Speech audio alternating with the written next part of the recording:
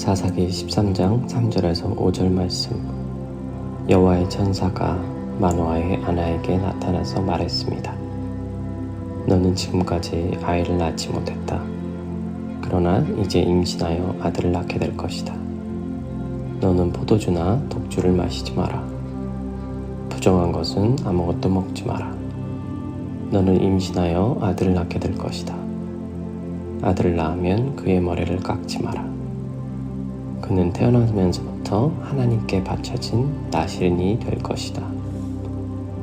그는 블레셋 사람의 손에서 이스라엘을 구원하는 일을 시작할 것이다. 하나님의 선택하심을 받은 여러분, 이제 우리는 너무나도 잘 알고 있는 사사 삼손을 살펴보려 합니다. 삼손은 나실인이었습니다. 민수기에 나실인과 관련된 규정이 나옵니다. 자신이 특정 기간 동안 나실인이 되겠노라고 서원하면 그때부터는 포도나무의 소산을 먹어서도 안 되고 머리를 잘라서도 안 되고 시체를 가까이 해서도 안 된다고 나옵니다. 하지만 삼손은 태어나면서부터 하나님께 바쳐진 특별한 나실인이었습니다. 이것들에 대해 하나님의 천사가 삼손의 부모에게 얘기할 때 한 가지 의미 있는 점을 발견하게 됩니다. 그 어머니 또한 포도주나 독주를 마시지 말고 부정한 것을 먹지 말라는 하나님의 명령입니다. 삼손이 나실인인데 그 어머니 또한 나실인처럼 임신한 동안 행하라는 이야기입니다. 흔히 자녀를 양육하다 보면 자녀들이 부모의 말을 듣지 않고 무시할 때도 있습니다. 부모의 말을 잘 따라주지 않으면 잔소리를 하게 되고 그러다 보면 언성이 올라가기도 합니다.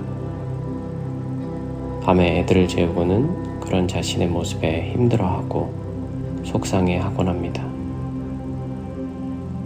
문제 해결을 위해 이것저것 생각해 보기도 하고 인터넷을 뒤지기도 하고 아니면 스트레스를 너무 많이 받아서 아예 잊으려고 다른 일을 하기도 합니다.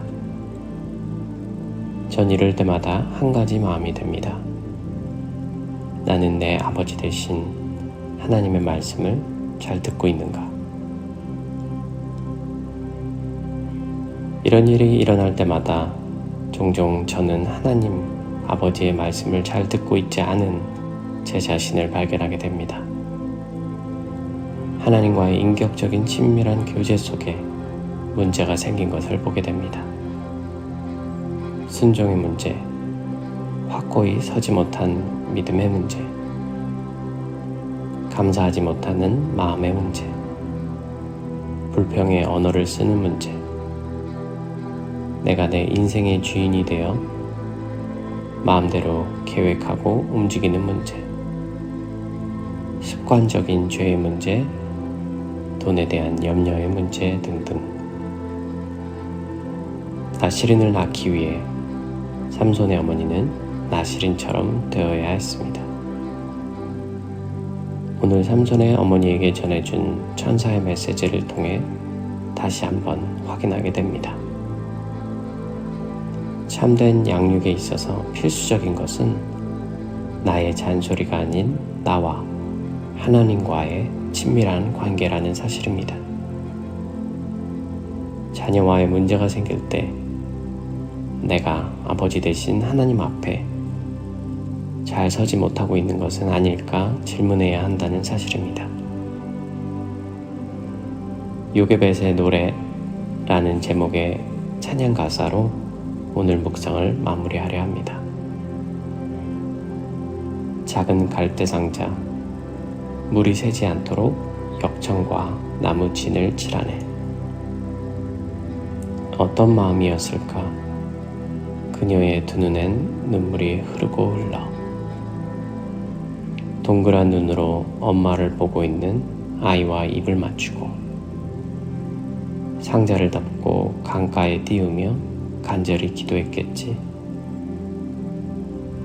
정처 없이 강물에 흔들흔들 흘러내려가는 그 상자를 보며 눈을 감아도 보이는 아이와 눈을 맞추며 주저앉아 눈물을 흘렸겠지.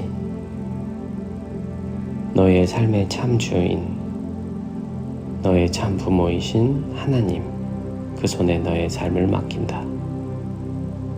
너의 삶의 참 주인, 너를 이끄시는 주 하나님, 그 손에 너의 삶을 드린다. 어떤 마음이었을까?